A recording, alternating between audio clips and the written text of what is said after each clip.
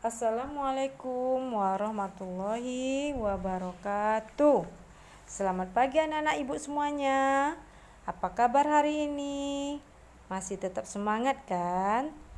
Tentu dong. Baiklah, sebelum kita belajar, marilah terlebih dahulu kita berdoa menurut agama dan kepercayaan kita masing-masing. Berdoa mulai. Berdoa selesai. Baiklah anak-anak ibu, pada pagi hari ini kita belajar masih tema 1, indahnya kebersamaan, dan subtema 2, kebersamaan dalam keberagaman. Kemarin anak-anak ibu sudah belajar tentang indera pendengar, yaitu telinga. Masih ingat anak-anak ibu tentang bagian-bagian telinga? Baiklah, ibu akan ulang kembali tentang indera pendengar, yaitu telinga. Telinga memiliki 3 bagian, yaitu telinga bagian luar, telinga bagian tengah, dan telinga bagian dalam. Jadi, bagian-bagian telinga itu terdiri dari daun telinga, tulang martil, tulang landasan, tulang sanggurdi, tulang pendengaran, saluran setengah lingkaran, saraf serambi, saraf rumah siput, gendang telinga, liang dengar, saluran tuba eustachius, dan serambi. Kemudian, bagaimana suara sampai ke telinga kita? Nah, cara kerja telinga yaitu yang pertama, suara masuk ke dalam telinga dan ditangkap oleh gendang telinga. Getaran gendang telinga diteruskan oleh tulang-tulang pendengar ke ujung saraf. Oleh saraf diteruskan sampai ke dalam otak sehingga kita dapat mendengar. Nah, apa fungsi telinga? Telinga merupakan indera untuk mendengar. Telinga berfungsi juga sebagai keseimbangan tubuh. Oleh karena itu, telinga harus kita rawat dengan baik ya. Bagaimana cara merawat telinga? Cara merawat telinga ialah yang pertama dengan cara menjaga kebersihan telinga. Kemudian, jangan terlalu sering mendengar suara yang terlalu keras seperti suara musik. Nah, itulah anak-anak ibu bagian-bagian telinga, cara kerja telinga, serta fungsi telinga, sehingga kita dapat mendengar seperti sekarang ini. Oleh karena itu, jagalah telinga kita dengan sebaik-baiknya. Oke, kita lanjut ke materi berikutnya ya,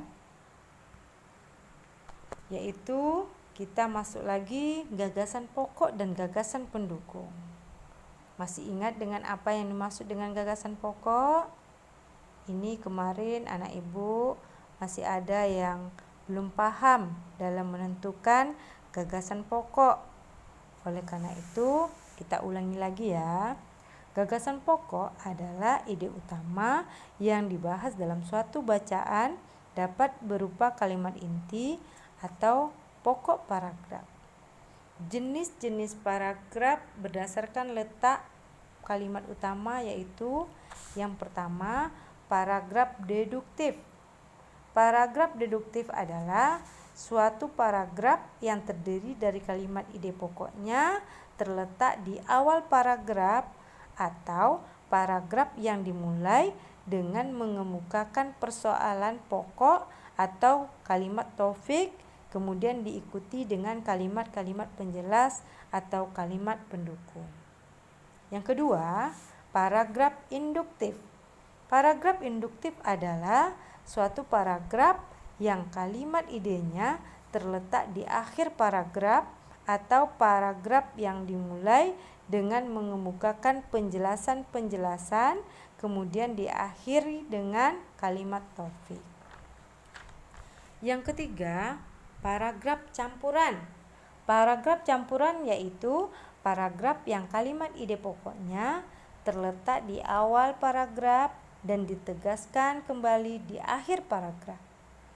Nah, anak-anak Ibu, kamu buka buku tema kamu halaman 110 yang berjudul Perbedaan Bukanlah Penghalang.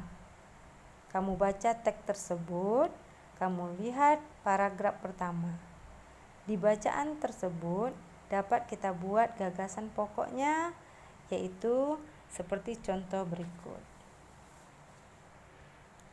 Gagasan pokok dari paragraf pertamanya dari teks perbedaan bukanlah penghalang, yaitu menghias kelas tanggung jawab bersama. Kalimat ini terletak di akhir kalimat, maka dia disebut gagasan pokok induktif. Mengapa gagasan pokok induktif? Karena gagasan pokoknya berada di akhir kalimat. Nah, anak-anak Ibu sudah tahu kan sekarang jenis-jenis kalimat utama dan letak gagasan pokok, yaitu kalau di awal disebut gagasan pokok deduktif, kalau di akhir disebut gagasan pokok induktif, dan kalau di akhir dan di awal dinamakan paragraf campuran. Oke. Nah, tugas pertama anak Ibu yaitu mencari gagasan pokok dari paragraf 2 dan 3 dari teks bacaan Perbedaan Bukanlah Penghalang halaman 111 di buku tema kamu ya, di tema 1. Oke, kita lanjutkan materi selanjutnya. Masyarakat di Indonesia sangat terkenal dengan kebiasaannya, yaitu bekerja sama. Kamu perhatikan gambar berikut ini. Gambar ini adalah contoh-contoh kerjasama yang biasa dilakukan dalam masyarakat, seperti ronda, kerja bakti, dan bergotong royong. Nah, perhatikan bagian berikut. Ini adalah contoh informasi tentang salah satu kerjasama di lingkungan sekitar, yaitu gotong royong. Gotong royong adalah suatu kegiatan yang dilakukan secara bersama-sama dan bersifat sukarela. Ciri-ciri gotong royong yaitu dilakukan bersama-sama oleh beberapa anggota masyarakat, tidak mendapat imbalan dan bersifat sukarela. Biasanya kegiatan yang dilakukan untuk kepentingan umum. Contohnya membersihkan lingkungan, membangun jembatan, dan lain-lainnya. Dan bukan contoh bekerja membangun masjid namun mendapat upah. Nah, itu bukan contoh gotong royong ya. Nah, tugas anak Ibu yang kedua adalah carilah informasi tentang salah satu kerjasama di lingkunganmu. Tugas ini halaman 113 di buku tema kamu ya. Nah, demikianlah materi yang Ibu sampaikan pada hari ini dan Ibu ucapkan terima kasih. Assalamualaikum warahmatullahi wabarakatuh.